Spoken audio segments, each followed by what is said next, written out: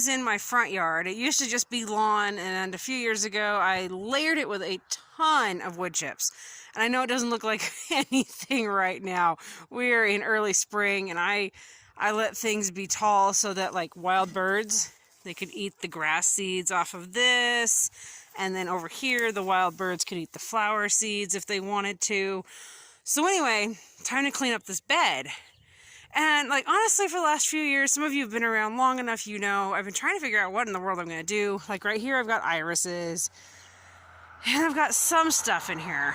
There's like some chives, things like that. But honestly, other than the chives, and there's nothing really food-wise useful in here. Now, the flowers are great for bringing in pollinators. Don't get me wrong. All day long, yes, pollinators. But there's plenty of space here to do something with. So when your neighbor calls, texts, and says, "Hey, I've got some raspberries that I'm replacing. Would you like them?" You say, "Yes, please. I will be right over." So there's two different types here. One is red. Let's see. Actually, this one has a tag. Okay, so this is a gold raspberry, and that means that's the red one.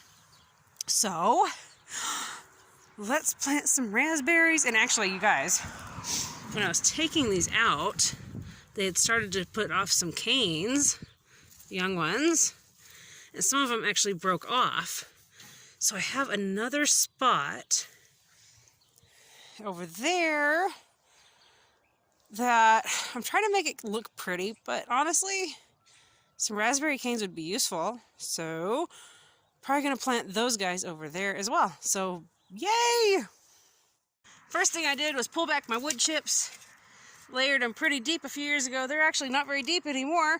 If you see white on your wood chips, if you're doing wood chips, don't freak out. That's natural, it's normal, it's good. It means your wood chips are breaking down and feeding the soil. Now it's time to dig out a hole for our raspberry plant. I've got my hole dug out. I made sure to take my shovel and kind of bang it against the walls and loosen up the soil around it so the roots aren't going to end up going into hard soil and bounding up and killing the plant. Got the raspberry in there. Now I'm just going to put the dirt in, or the wood chips in around it. Tuck it in, and then we'll get the hose and water this guy. You gotta make sure you tuck it in all the way around. Don't forget anywhere. Now make sure when you plant your berries, you don't just stick them in a hole and walk away. You've gotta water them. It's gonna help the soil to fix in around those roots, get rid of some air gaps, and it's gonna help the plant get through the shock of transplanting and all that fun stuff. So make sure you're watering your plant. Well, that bed looks a little bit better. There's a raspberry right back there. Those are chives, that's garlic. There's a raspberry back there hanging out now. And the golden raspberry right here.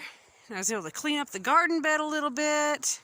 Or, I guess it's becoming a garden bed. I just said garden bed. But it was a flower slash herb slash food forest. I mean, I'm trying to develop a food forest here. So we're another step closer to that permaculture food forest on only 1.5 acres.